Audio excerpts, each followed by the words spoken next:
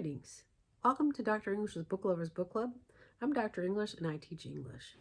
This last week I did Catching Fire by Suzanne Collins, and this week I am doing Mockingjay by Suzanne Collins. This is the final book in the original series of the Hunger Games. And I have to say, this one was so much more tedious to read than the other two. I just really I struggled with really staying interested in this. And I remember reading all three of them in the past, but I didn't I remember the ending of this one. Like, of all the books, I remember the ending of this one so much because of it's such a turn of events in the ending of this book that I will never forget that. And it's the ending that I think is like what needed to be written, because I just the exchange between Snow and Katniss is just remarkable. It's like one of the things in any series of novels that is just striking to me, and the fact that Katniss understood what he was getting at. Like, she totally got that. I think the reason why this one is so hard to read is because it's so tedious. As far as, they're living in District 13 and their life is very, it's different than what it was in 12, but there's really a sad undertone and depressed undertone for this in Katniss because of everything that she's lost. She won the Hunger Games, she won the Quarter Quell, and it's just like she should be in a good place. But as I said last week, one of the things that Catching Fire actually addresses is what is at stake for the people who are the victors. Like, yes, they've won, but what is the capital taking from them because they did win? It's not all sunshine and roses. Like, every victor loses something even though they've actually won. But it's just a shallow win. It's like, it's just a constant reminder. Yeah, you won. However, we're still in control and you're going to pay for winning, and of course, Katniss made sure that two people lived. And so that part of it is like, it's just really hard to read it. And this one just really drags along a lot more than the other two. It's just like, okay, can we get to the point? But when you get to the point, you understand, like, she had to build up this background stuff about Coin in particular. Because if she hadn't done that for almost all of the book, then the ending doesn't make any sense. So I get it, you understand why she takes so much painstaking time to talk about District 13 and to talk about Coin and everybody around Coin. It's kind of a big shock, for like, who are these people? And wait a minute, they live in the capital. And so you have this whole idea of all the people that are a part of the rebellion, and like all rebellions, you're going to be surprised by the people that are actually on your side, as far as fighting against the capital and Snow. And so most of this book is about how she is helping us as the reader to understand something about who are these people that are part of the rebellion, who are District 13, like finding out all this new information about District 13 that nobody's known, for 75, 80 years or whatever it is.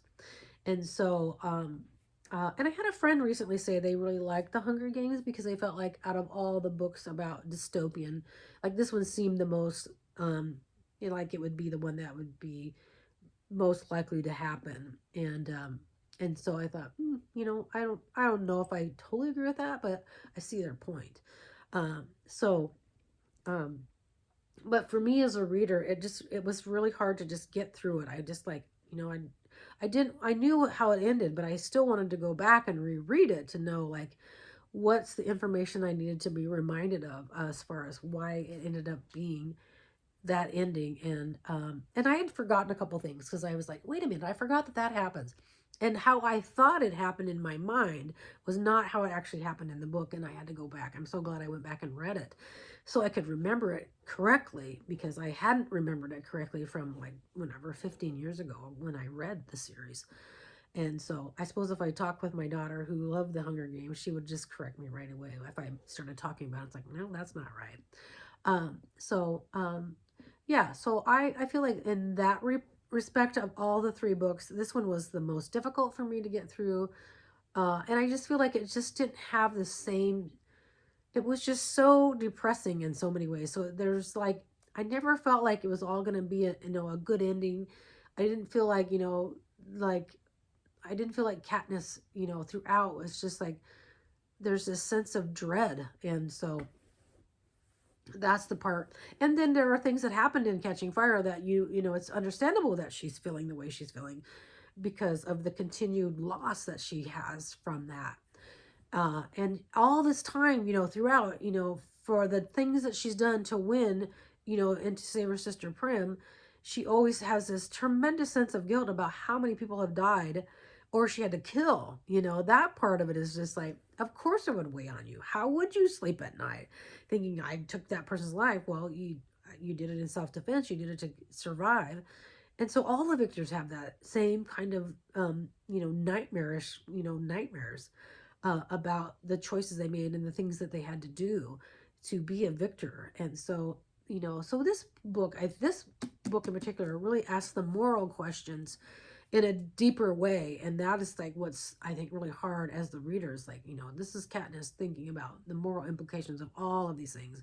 And then it goes on to a deeper, well, it's a moral implication for the whole country of Panem. What are we doing, sort of thing. And PETA is the one that kind of, he's has this appeal to everyone, like, we can't just keep killing each other.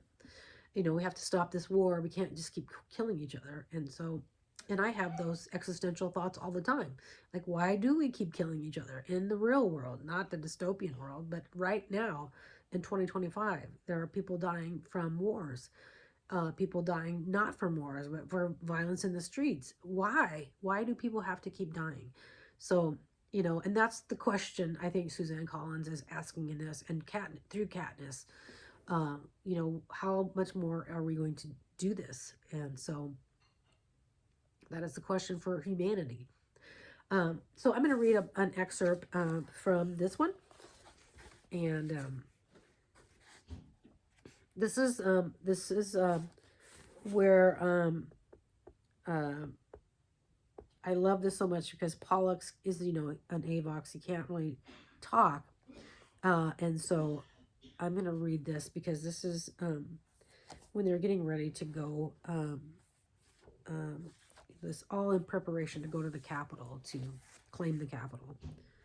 I nudge Pollux with my elbow and point out a small black bird with a crown. It hops to a new branch, momentarily opening its wings, showing off its white patches. Pollux gestures to my pin and raises his eyebrows questioningly. I nod, confirming it's a mockingjay. I hold up one finger to say, "Wait, I'll show you," and whistle a bird call. The mockingjay cocks its head and whistles the call right back at me. Then, to my surprise, Pollux whistles a few notes of his own. The bird answers him immediately. Pollux's face breaks into an expression of delight, and he has a series of melodic exchanges with the mockingjay. My guess is it's the first conversation he's had in years. Music draws mockingjays like blossoms to do bees, and in a short while he's got half a dozen of them perched in the branches over our heads. He taps me on the arm and uses a twig to write a word in the dirt. Sing? Usually I decline, but it's kind of impossible to say no to Pollux given the circumstances. Besides, the mockingjay song voices are different from their whistles, and I like him to hear them. So before I actually think about what I'm doing, I sing Rue's 4 notes, the one she used to signal the end of the workday in 11. The notes that ended up as the background music to her murder. The birds don't know that. They pick up the simple phrase and bounce it back and forth between them in sweet harmony, just as they did in the Hunger Games before the mutations broke through the trees, chased us onto the cornucopia, and slowly gnawed Cato to a bloody pulp. Want to hear them do a real song? I burst out. Anything to stop those memories. I'm on my feet, moving back into the trees, resting my hand on the rough trunk of a maple where the birds perch. I have not sung the hanging tree out loud for 10 years, because it's forbidden, but I remember every word. I begin softly, sweetly, as my father did. And so she goes on to sing the hanging tree. And so, yeah, I would probably, like I said, I would probably teach the series.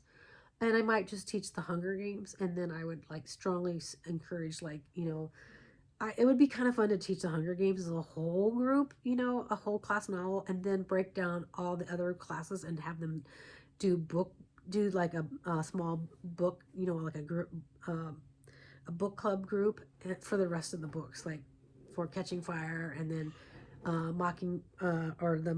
Mockingjay, and then this Ballad of Songbirds and the Sunrise on the Reaping. Do the other four as book groups, like group of like if you have 20 kids, you'd have like 5 in each group.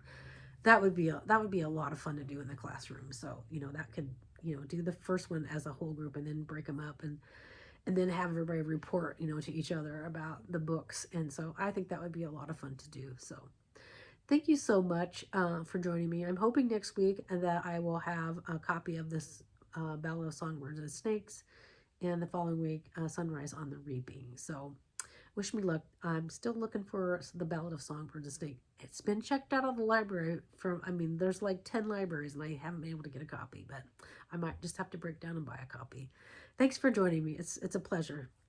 Take care. Bye.